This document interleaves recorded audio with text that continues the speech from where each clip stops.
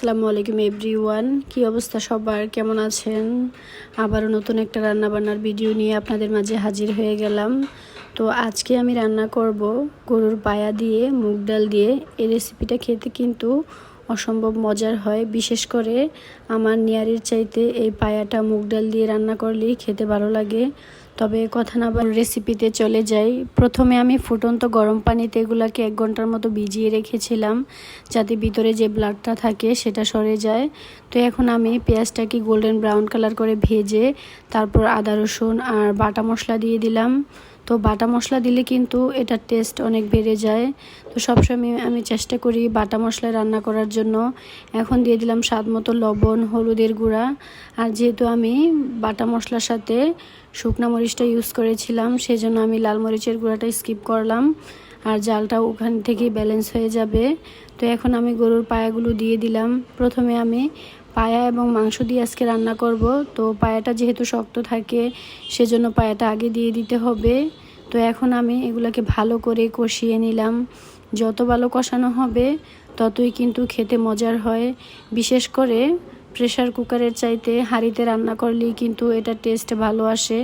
তো এখন আমি দিয়ে দিলাম ফুটন্ত গরম পানি। গরম পানিটা দিয়ে এখন এটাকে আমি কিছুক্ষণ জাল করব।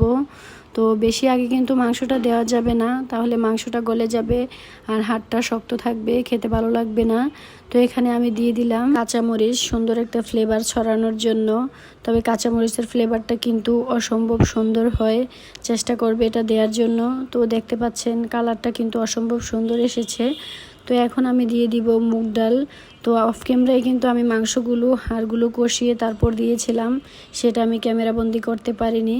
তো এখন আমি আবারও এই কুকারটাতে বসিয়ে দিলাম। আর বিশেষ করে এই মাল্টি কুকারটা যে আমার কত উপকারে আসে তা বলে শেষ করা যাবে না। ভাত হতে শুরু করে সমস্ত প্রকার আইটেম আমি এটাতে রান্না করতে পারি। তো আমার কাছে খুবই ভালো লাগে। আর সচরাচর কুকারে রান্নাটা কিন্তু অনেকটা ইজি হয়ে যায়। তো গাইস দেখেন, এই মাংসটা আজকে খেতে অনেক বেশি মজার হয়েছিল। তো এখন আমি দিয়ে দিব স্পেশাল গরম মশলা।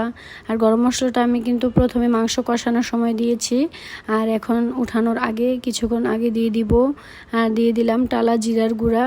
এটা দিয়ে এখন আর কিছুক্ষণ চুলার মধ্যে রাখবো, তারপর নামিয়ে নিব। দেখে রান্নাটা কিন্তু খুবই ইজি, সব কিছু যদি রেডি করা থাকে আগে থেকে। তো বিশেষ করে আমি সবসময় মশলাটা বেটে রেখে দেই, যাতে রান্না করার সময় কোনো ঝামেলায় পড়তে না হয়।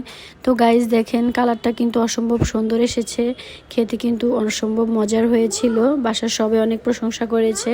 তো রান্নাবান্না শেষে বিকেলবেলা ছাদে চলে আসলাম গাছগুলো দেখার জন্য। তো মাশাআল্লাহ আমার পেয়ারা গাছে অনেক পেয়ারা ধরেছে, বড়ই গাছেও ফুল এসেছে। সবাই